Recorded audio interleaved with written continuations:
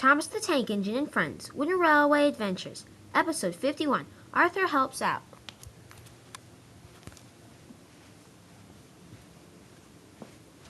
Arthur is a large tank engine who has worked on the island of Sodor for many years. When he first came to the island of Sodor, he pulled goods trains for Sir Topham Hatt, and sometimes he took the fish for him when it was needed. Arthur liked those jobs, but since then times have changed.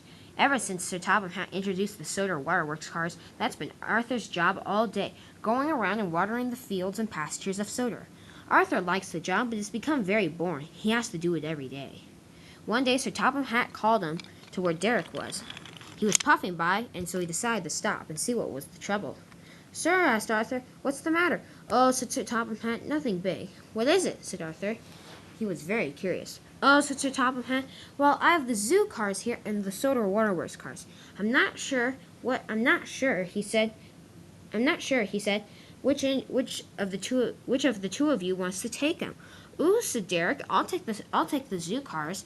I mean, I'm coupled to them right now, as you can see, and so, well, I'll take them, sir." Arthur was furious. But unfortunately, Derek had never known that Arthur usually took the Sodor waterworks cars. "Well, that's settled," said Sir Topham Hatt. "Anyway, good luck to you all," and Sir Topham Hatt walked away.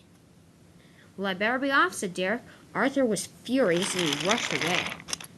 "Oh, what's the matter with him?" said Derek. "I'm not sure," said Terence, "but he seems pretty cross." "Well, I better get out of my way too," said Derek. I don't want to be late." Arthur stormed along the line. "Oh," he said, "I can't believe it. I've pulled the Sodor waterworks cars for many years now," he said. "No, you haven't," said his driver. "It seems like that," said Arthur. "Anyway," he said, "I'm tired of it. Why couldn't I have pulling the zoo cars?" "Sir Topham Hatt doesn't know," said his driver. "Don't worry, at least he's giving you a job." "Well, you're right," said Arthur. "I shouldn't complain. There are some engines that don't even get to work."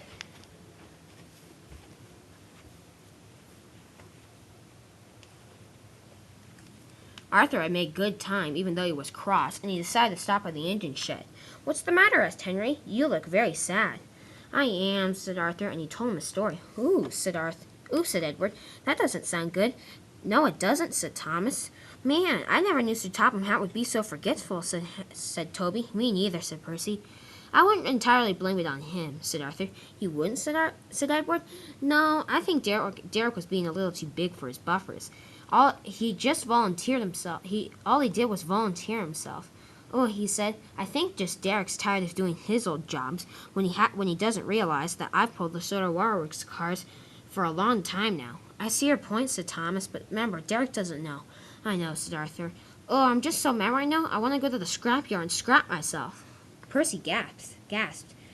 "Arthur," he said, "you can't do that." "Why?" asked Arthur. "Nothing's good about my life right now."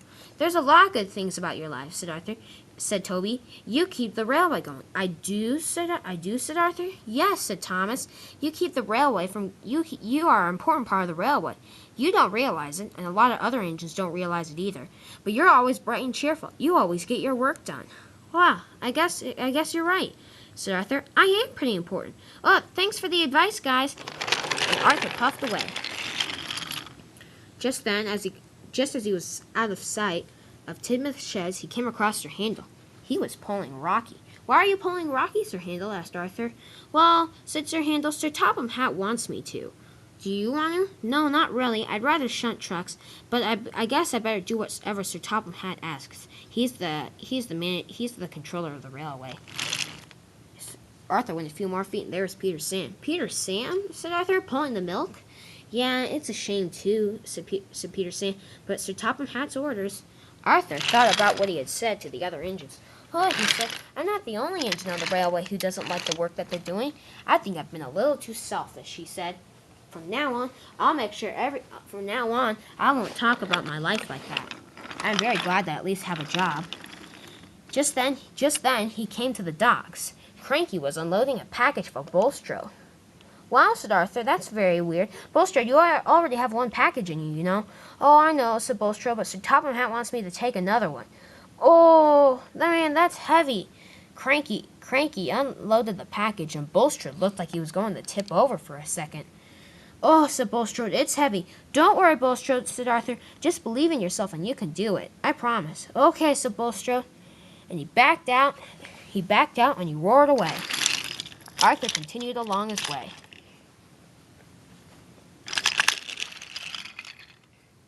He was making good time. Well done, boy, said the driver. You are a really useful engine. Thank you, sir, said Arthur. I'm almost to Farmer McColl's farm, he said. That's where I need to water his grass today. But just then he came upon Derek. Derek, said Arthur, what are you doing here? Oh, said Derek, I was being too selfish, said Derek, and I was thinking too much about myself, and so I forgot diesel oil this morning. You did, said Arthur? But Derek, you never forget anything.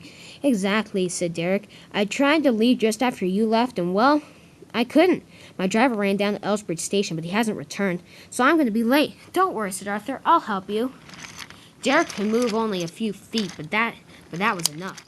Arthur pushed Derek and pulled the Soda Waterworks cars. He also pushed the zoo cars. Derek was amazed. Well, Arthur, he said, you're a very strong engine. Oh, thank you, said Arthur. And they came to Gordon's Hill. Arthur pushed Derek up with all his might, and soon they were at the top. Suddenly, down on the track below, Scarloni and Reneus were pulling a goods train. "Ooh," said Derek, "how are you guys going?" But Arthur ran out of steam and fell back down to the bottom of the hill. "Oh," said Derek, "well, we're not going so good." "Don't worry," said Scarloni and Reneus. "Here's Sir Topham Hatt." "Sir Topham Hatt!" Both Derek and Arthur yelled. "Yes, what is it?" said Sir Topham Hatt. And Arthur, "Why is Derek having to pull you?" "Oh, sir," said Derek, "it's actually the opposite." "It is?" said Sir Topham Hatt. And Derek told him the story about the oil problem.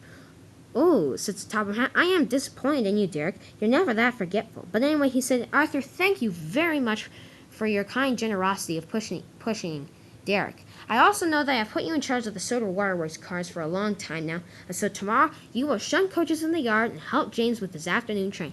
"Oh, thank you, sir," said Arthur, and the two engines puffed away, very happy.